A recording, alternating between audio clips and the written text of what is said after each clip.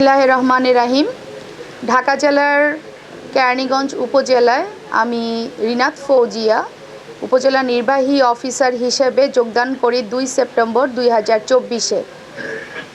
গণপ্রজাতন্ত্রী বাংলাদেশ সরকারের আদেশ বলে আমার সেতু বিভাগে সিনিয়র সহকারী সচিব হিসেবে আমার এখান থেকে পদায়িত হয়েছি। বর্তমানে এখানে উপজেলা নির্বাহী অফিসার হিসেবে এসেছেন আমাদের অনুজ প্রিয় ছোট ভাই ওমর ফারুক। এখানে প্রায় 1 বছর 3 মাসের মতো কাজ করলাম।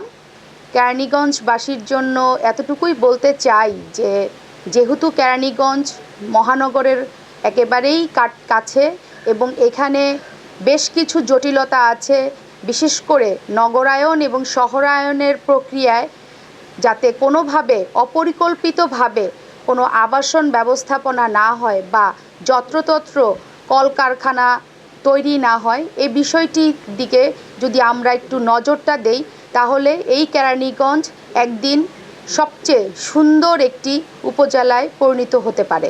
কেরানীগঞ্জের জনগণ অনেক ভালো এবং তাদের মধ্যে এই কেরানীগঞ্জের প্রতি যে ভালোবাসা এবং এই কেরানীগঞ্জের প্রতি যে দায়িত্ববোধ আমি দেখেছি, আমি বিশ্বাস করি এই কেরানীগঞ্জের জনগণ চাইলে এই কেরানীগঞ্জকে একটি আধুনিক শহর হিসেবে দেখতে পাবে।